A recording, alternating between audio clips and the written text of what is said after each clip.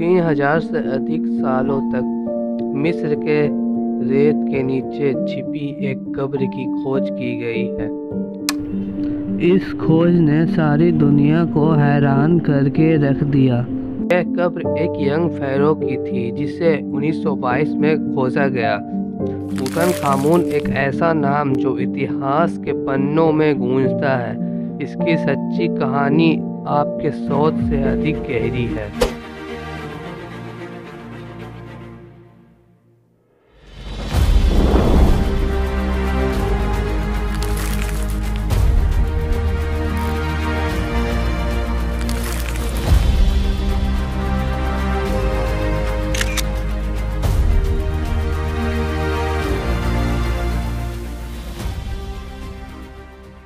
लक्सर के पास Kings valley में मौजूद तूतनखामुन की टॉम, जिसे KV62 के नाम से भी जाना जाता है, मॉडर्न हिस्ट्री में सबसे खास आर्कियोलॉजिकल डिस्कवरी में से एक माना जाता है। यह और टॉम की तुलना में एक मामूली टॉम थी, लेकिन इसके अंदर मौजूद खजाने काफ़ी ज़्यादा थे जो अभी तक सही सलामत हालात में मिले थे। 4 नवंबर 1922 को ब्रिटिश आर्कियोलॉजिस्ट हॉवर्ड कार्टर ने अपने फाइनेंशियल बैकर के साथ कब्र के एंट्रेंस गेट को खोला।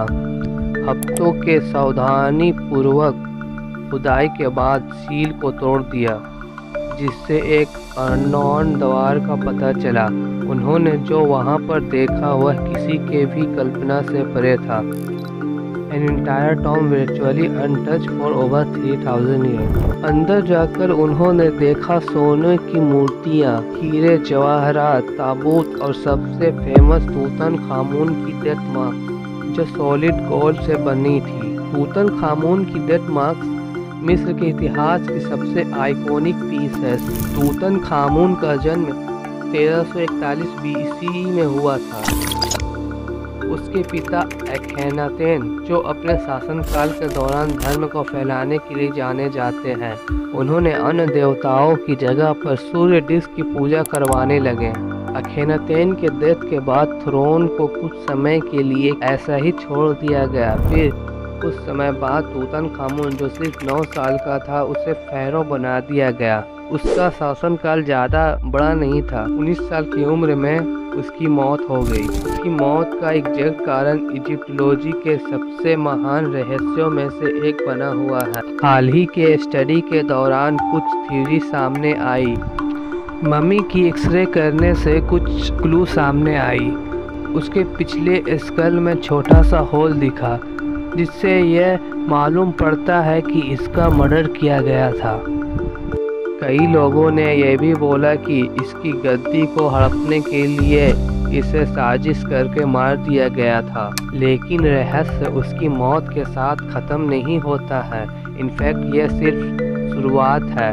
तूतनखामुन की मौत के बाद उसकी कब्र को तुरंत सील कर दिया गया और भुला दिया गया। कब्र इतनी छोटी और साधारण थी कि इसे कभी भी फाइनल रेस्टिंग प्लेस नहीं माना गया था। उसके जैसे यंग फ़ैरो के अचानक मौत के कारण इसे जल्दबाजी में बना दिया गया था। जब कार्टर और कार्नवेन ने 1922 में टॉम की खोज की तो यह देखकर दंग रह गए कि यह टॉम इतनी वेल प्रिजर्व थी। वो समय था जब लुटेरों ने मोस्ट रॉयल टॉम में तोड़फोड़ करके सारे ट्रेजर लूट कर ले गए थे और केवल टूटे हुए अवशेष ही पीछे रह गए थे। लेकिन तूतनखामुन की कब्र एक टाइम कैप्सूल थी। लगभग सभी रॉयल आर्टिफैक्ट से लेकर मम्मी तक सारा कुछ वैसा ही था जैसे उसे रखा गया था। और फिर कब्र के खोज के कुछ समय के बाद ही कुछ अजीब हुआ। लॉर्ड कार्नवाल, जिन्होंने खुदाई के लिए फंड किया था, बीमार पड़ गए और मिस्टीरियस तरीके से उनकी मौत हो गई। उनकी मौत के बाद कब्र के खोज से जुड़े कई और लोगों की मौत हुई, जिसके बाद लोगों ने इसे कर्स ऑफ द फ़ैरो का नाम दिया। कुछ ने कहा जो भी कब्र को परेशान करेगा वो कर्स से मारा जाएगा, फिर चाहे ये कोई कोइंसिडेंस ही क्यों ना हो। क्या ये कर्स रियल में था क्या उस टाइम के लोग कर्ज करना सही में जानते थे? ये सब कब्र की बहुत सी रहस्यों में से एक और रहस्य जुड़ गया। आज तूतनखामुन की कब्र एंशिएंट इजिप्ट की गौरव का प्रतीक है, जबकि खजानों को कायरो के म्यूजियम में ले जाया गया था।